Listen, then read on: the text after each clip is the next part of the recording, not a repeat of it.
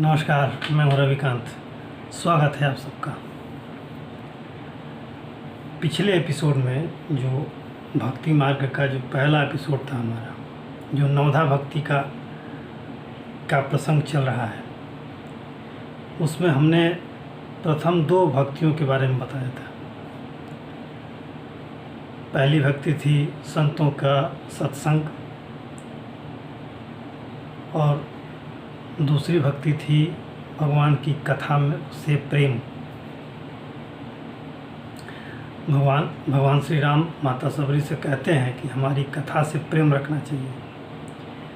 तो इन दो प्रमुख भक्तियों के बारे में हमने बताया था। आज उससे आगे की चर्चा करते हैं। आती है तीसरी भक्ति। तीसरी भक्ति क्या है?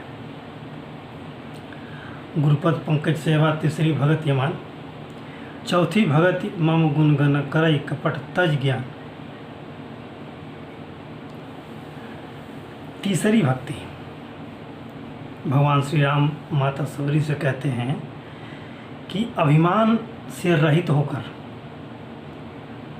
गुरु के चरण कमलों की सेवा,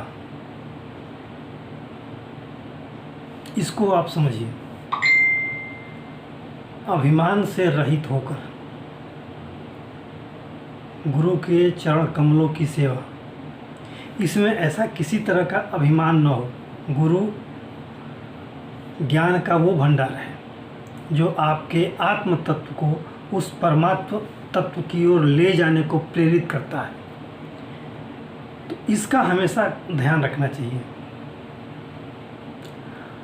इसमें कभी भी घमंड, इस तरह का घमंड नहीं होना चाहिए कि मैं ही गुरु की सेवा सबसे अच्छा करता हूँ, या मैं न रहूं तो शायद गुरु की सेवा कोई कर न पाए।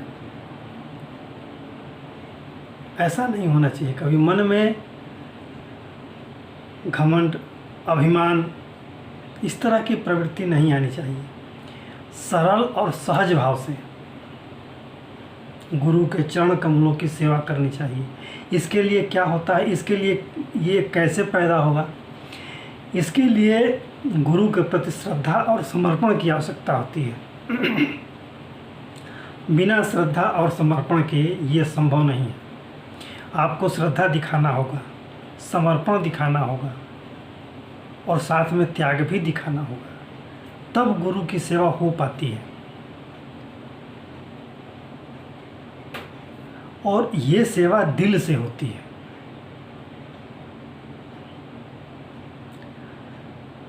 दिल से इन सब जो मन के काषाय हैं उनको दूर करके तब गुरु की सेवा होती है। तो एक तरह से गुरु के श्री चरणों में अपने आप को समर्पित कर देना, ताकि गुरु वो भाव आपको दे सके जो आपका आत्म तत्व है, उसे उस परमात्म तत्व की तरफ जाने को प्रेरित करे। ये तभी होगा जब आपके अंदर श्रद्धा भाव होगा, समर्पण की भावना होगी। अब भगवान राम चौथी भक्त के बारे में क्या कहते हैं? चौथी भक्ति ये है कि हमारे गुणों का गान करो, उनका स्मरण करो, उन गुणों से सीखो। आपको पता है कि भगवान के कई अवतार हुए। भगवान श्री राम के अवतार के बाद भी अवतार हुए। भगवान श्री कृष्ण का अवतार हुआ, उनसे पहले भी कच्छप अवतार हुआ, कूर्म अवतार हुआ, वाराह अवतार हुआ, नरसिंह अवतार हुआ, परशुराम अवतार हुआ। ये कई अवतार समय समय पर अवतार होते रहे हैं पापियों का नाश करने के लिए, जो हमारे ग्रंथों में वर्णित है कि ईश्वर के अवतार लेने का एक उद्देश्य होता है। और हर अवतार में भगवान ने कुछ न कुछ संदेश दिया है, अपने कार्यों के द्वारा, अपने उपदेश के द्वारा, अपने व्यवहार के द्वारा। और ये सभी कार्य जो हैं ये गुण हैं। तो भगवान श्री राम माता सबरी से यही कहते हैं कि जो हमारे गुण हैं उनका गान करो कपट रहित होकर, कोई भी छल कपट का भाव न हो। ऐसा न हो जैसे कभी कभी होता है कि कुछ लोग ऐसे भी होते हैं कि बड़े अच्छी अच्छी मीठी मीठी बातें करेंगे, अध्यात्म की बातें करेंगे, और उनके मन में उद्देश्य ये होगा कि इससे हमारा कोई व्यक्तिगत लाभ हो जाए, आर्थिक लाभ हो जाए, चाहे कुछ संपत्ति का लाभ हो जाए। इस तरह के मने स्वार्थ से भरपूर, स्वार्थ में डूबा हुआ लाभ, उसके लिए लोग अच्छी अच्छी चिकनी चुपड़ी बातें करेंगे, कभी अध्यात्म की बातें करेंगे, भगवान के बड़े बड़े गान करेंगे, गुणों का बखान करेंगे। उसी बात को निषेध करने की बात भगवान श्री राम कहते हैं कि कपट से रहित होकर, कपट को त्याग कर हमारे गुणों का गान करो। इससे जो मन में भाव पैदा होगा, इससे जो मन को संदेश प्राप्त होगा, जो सबक मिलेगा, जो शिक्षा मिलेगी, जो ज्ञान मिलेगा, वो ज्ञान आपको सत्कर्म की तरफ प्रेरित करेगा। तो ये आपके लिए सर्वोत्तम होगा, हर मनुष्य के लिए सर्वोत्तम होगा अगर वो गुरु के श्री चरणों में अभिमान रहित होकर उस गुरु की सेवा करे। तो उस गुरु के माध्यम से जो ईश्वर या भगवान की लीलाओं का जो ज्ञान होगा, भगवान के द्वारा जो संदेश उसे प्राप्त होगा, वो उसे सत्कर्म को प्रेरित करेगा और उन गुणों का ज्ञान उसे कपट से रहित, अभिमान से रहित होकर उन गुणों को स्मरण करना चाहिए, आत्मसात करना चाहिए। ये आवश्यक है। पांचवी जो भक्ति है, भगवान राम कहते हैं कि पांचवी भक्ति मेरे मंत्रों का जाप, सदैव मेरा स्मरण।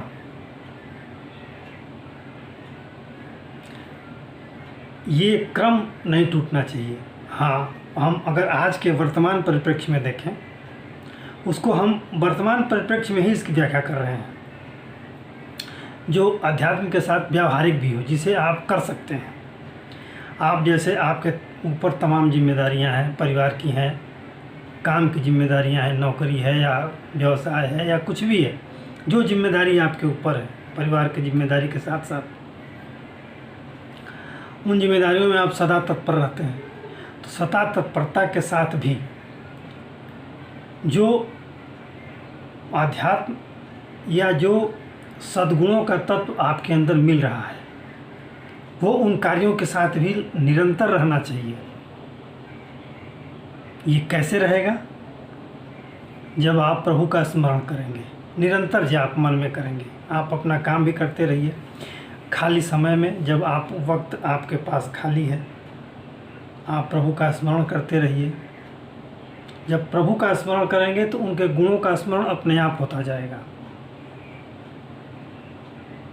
इसमें कुछ अलग से सोचने की ज़रूरत नहीं है। जैसे ही आप प्रभु के नाम का जप करेंगे, वैसे ही उनके गुणों का भी जप अपने आप, वो दृश्य आपके सामने आने लगेगा। वो भाव, और इससे जो भाव पैदा होगा, ये सद्गुणों का भाव होगा, जो आपको नेक राह पर चलाने को प्रेरित करेगा। वो आपके अंदर एक विश्वास पैदा करेगा। और ये सभी बातें जो वेदों में वर्णित हैं, जिस प्रकृति की हम चर्चा करते हैं, हमारे समाज में, हमारे जो हिंदू समाज में है कि हम पशुओं के प्रति, पक्षियों के प्रति, पेड़ पौधों के प्रति जो समर्पण भाव है, जो आध्यात्मिकता का भाव है, वो व्यक्त करते रहते हैं। ये सब भी उन ईश्वरीय संदेशों से जुड़े हुए हैं। गीता में भगवान श्री कृष्ण कहते हैं ना कि वृक्ष में मैं पीपल हूँ, और तमाम तरह की व्याख्या करते हैं, बताते हैं कि मैं क्या हूँ। तो हमारे समाज में पेड़ पौधों के प्रति समर्पण, लगाव, पशु पक्षियों के प्रति समर्पण, उसकी शिक्षा हमें बचपन से मिलती है, और भगवान उसी बात को कह रहे हैं कि जो वेदों में वर्णित है,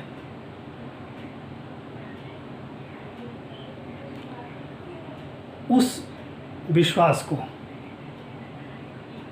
दृढ़ता के साथ जप करना चाहिए, मेरा स्मरण करना चाहिए। अलग अलग समय, अलग अलग तरह से हमारे प्रसंगों को अगर वो स्मरण होते हैं तो जाप अपने आप शुरू हो जाता है मन में। मन निरंतर जाप करता है। छठवीं भक्ति, ये बड़ा ही इम्पोर्टेंट है। छठवीं भक्ति इंद्रियों का निग्रह, इंद्रियों को नियंत्रित करना। जो मन के विषयगत भेद हैं, अहिंसा, असत्य, अपरिग्रह, ये जो बुरे व्यवहार हैं, जो मन की वृत्तियां हैं, जो हमेशा भोग की तरफ प्रवृत्त होती हैं, उनको निग्रह करना, उनको नियंत्रित करना। और ये भक्ति का शायद सबसे बड़ा, सबसे कठिन होता है। आप विषय वासनाओं से परे अपने आप को रखना, इंद्रियों पर लगातार नियंत्रण रखना कि वो भोग विलास में व्यस्त न रहें। ईश्वर की याद में, ईश्वर की भावनाओं में अपने आप को समर्पित करें, ईश्वर के गुणों में अपने आप को समर्पित करें। तो एक तरह से ये जो छठवीं भक्ति है, ये व्यक्ति को अनुशासित होने के लिए प्रेरित करती है। व्यक्ति इससे अनुशासित होता है, और जब अनुशासन होगा तो आध्यात्मिकता का भाव तेजी से आगे बढ़ेगा।